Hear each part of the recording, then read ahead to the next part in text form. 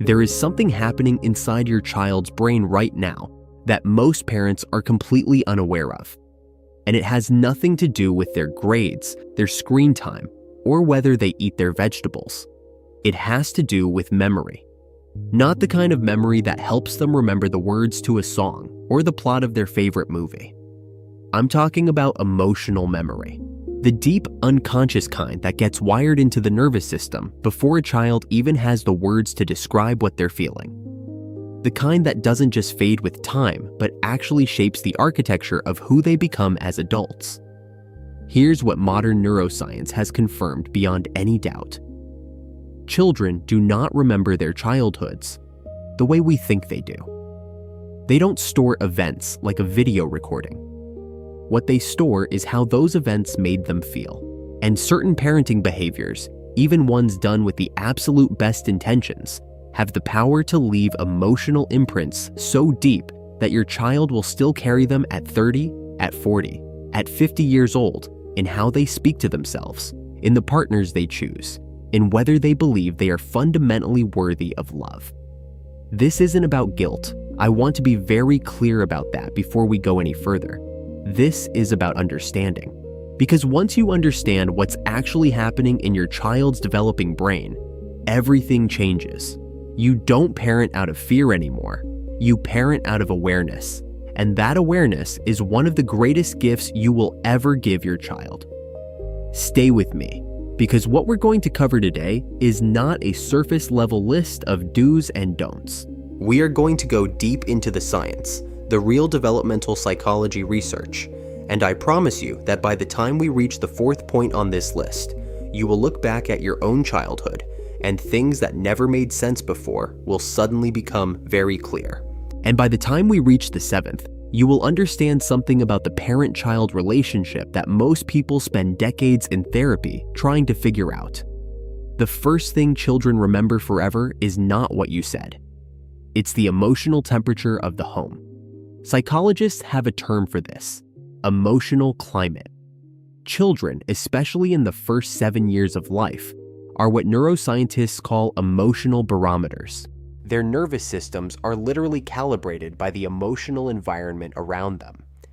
A landmark series of studies by researcher John Gottman showed that children as young as 4 could detect tension between their parents, even when adults believed they were hiding it, displaying measurable stress responses, including elevated cortisol levels, from undercurrents they were never supposed to be aware of.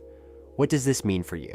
It means the cold silences after arguments, the sighs that carry resentment, the way your shoulders tense around certain topics.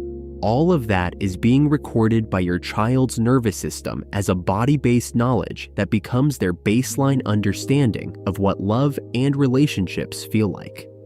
Children who grow up in homes with a chronically stressed emotional climate often become adults who feel inexplicably anxious in peaceful relationships, because peace doesn't feel safe to them.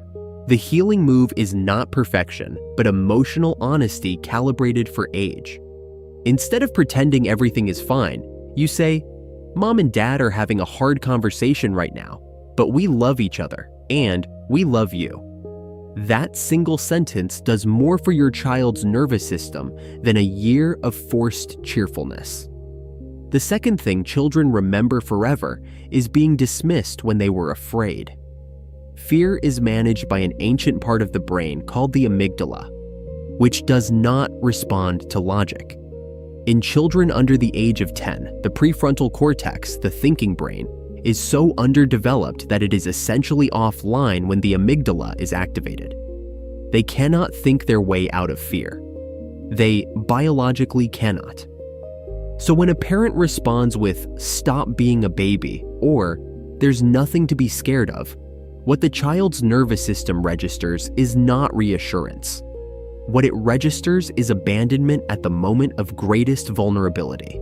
The fear doesn't go away. It goes underground. It becomes generalized anxiety. It becomes people-pleasing. It becomes a deep reluctance to be vulnerable with anyone because the primal lesson has already been learned.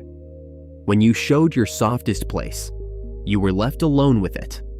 Harvard researcher Dr. Jerome Kagan found that how caregivers respond to a child's fear in the first 5 years of life is one of the most powerful predictors of that child's anxiety levels as an adult. The repair is simple. You don't need to solve the fear. You just need to sit inside it with them. I know you're scared. I'm right here. We're going to do this together. That is co-regulation, a parent's nervous system reaching across the space between two bodies and saying, "You are not alone in this." Every single time you do that, you're building new neural pathways in your child's brain that say, "Fear is survivable, and I have support."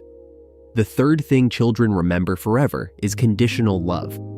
This is one of the most misunderstood concepts in parenting, because most parents who give conditional love are completely unaware that they're doing it. It doesn't always look like coldness or cruelty. Sometimes it sounds like "I'm so proud of you" being said only after a good grade or a win on the field, and silence, loaded silence, after the loss. Child psychologist Carl Rogers described unconditional positive regard as the bedrock of healthy psychological development, stating that the child must always feel that a parent's love for them is completely separate from their behavior or performance. What happens in a child's developing mind when love feels conditional? Their internal model of the world becomes a transaction. They learn they are lovable only when performing, only when good enough.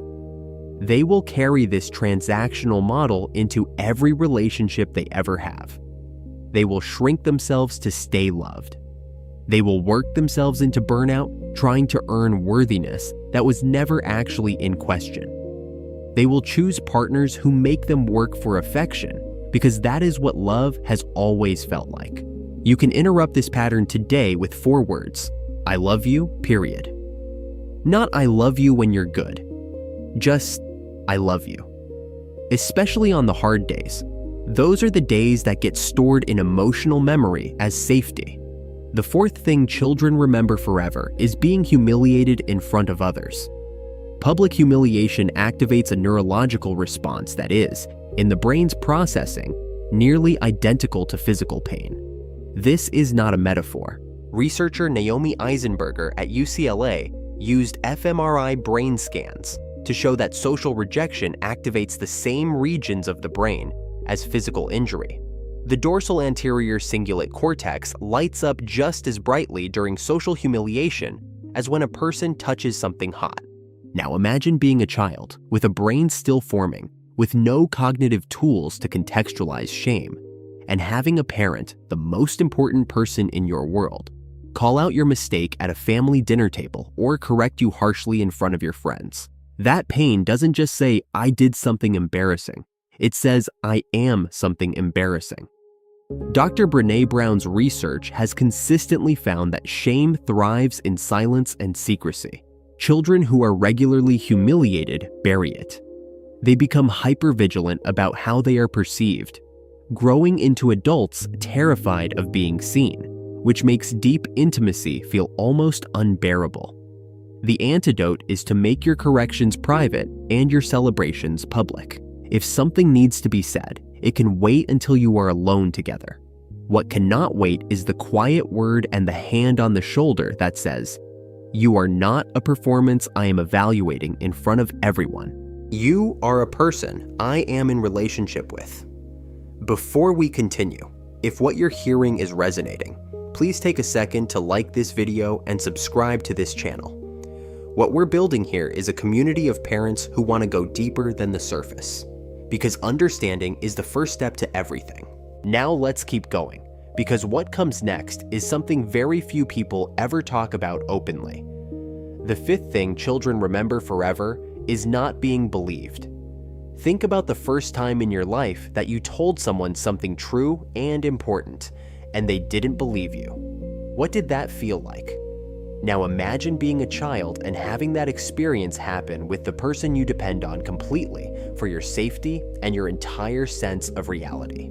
When a child says, "My teacher scares me," and the parent says, "Don't be silly, she's lovely," something quietly breaks in that child's internal world.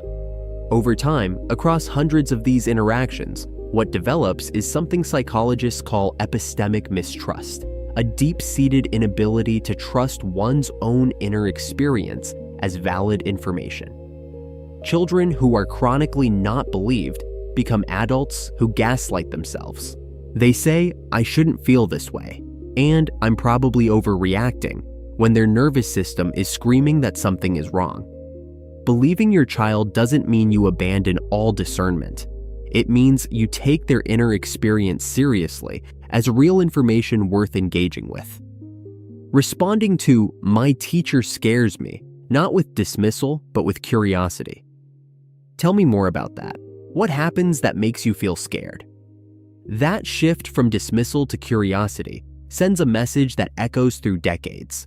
Your inner world is real, it matters, and I want to understand it. The sixth thing children remember forever is the moment a parent chose themselves over the child's safety. Developmental psychologist John Bowlby, the founder of attachment theory, the most empirically supported framework in all of child development science, described the attachment system as a biological imperative. The child's nervous system is wired from birth to seek a safe haven in the caregiver, and when the caregiver becomes a source of fear, the child encounters what researchers call the attachment paradox. The very person they need in order to feel safe is the person they need to run from in order to be safe. This doesn't require dramatic abuse to be devastating. It can be as quiet as a parent who responds to emotional flooding by raging, then apologizing, then raging again, with no consistency and no repair. The child who is left unprotected in those moments doesn't just remember the event, they remember the verdict. I was not worth protecting. And what happens to the child who learns they were not worth protecting? They protect everyone else. They become the fixer, the helper, the one managing everyone's emotions except their own. They grow up with enormous empathy for others and almost none for themselves. The healing path is repair. Bowlby himself said it is not the absence of rupture that creates secure attachment. It is the presence of repair. The parent who says, "I was wrong. That was my failure, not yours.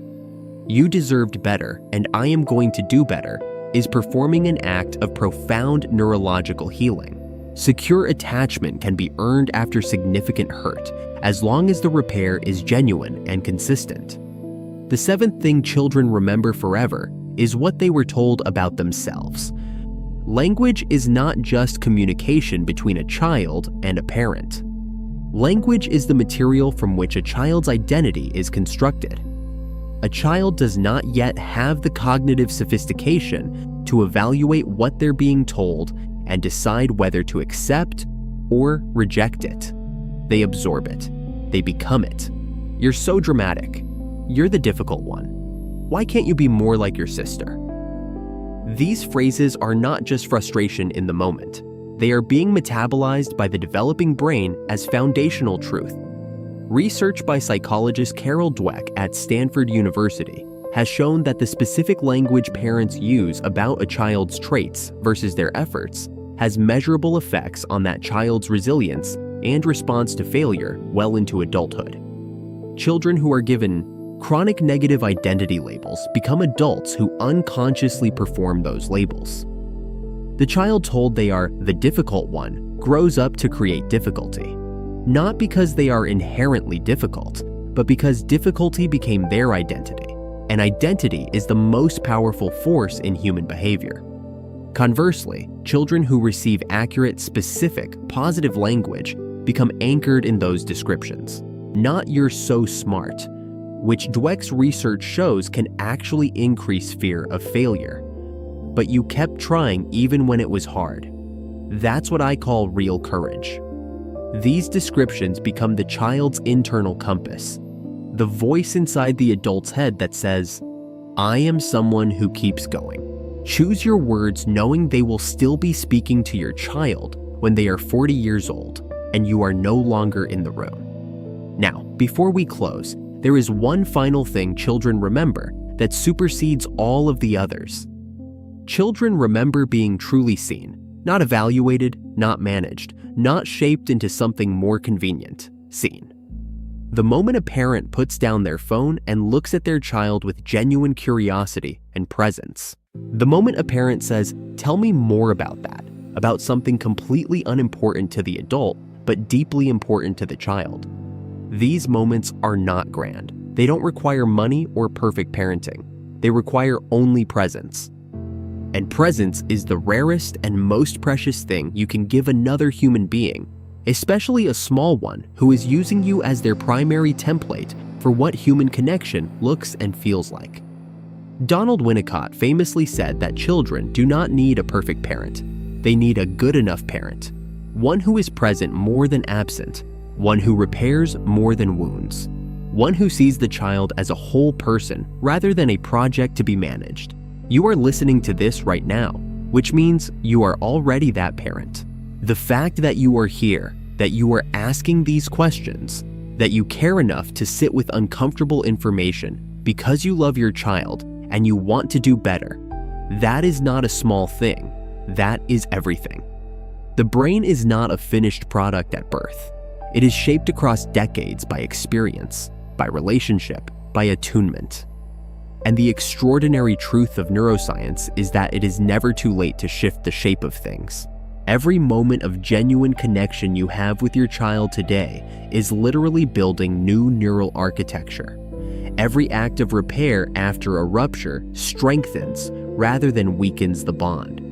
Every time you sit with your child in a hard emotion, instead of trying to fix or dismiss it, you are teaching their nervous system that hard emotions are survivable. Your child will remember the moments they felt safe with you. They will remember the moments they felt seen. They will remember the moments when they were afraid and you didn't run from their fear. They will remember the warmth in your voice when you said their name. They will carry all of it, the good and the hard, into everything they become. So yes, children remember the mistakes, but they also remember the love that kept showing up after the mistakes. They remember the parent who stayed, who tried again, who said, "I'm learning too."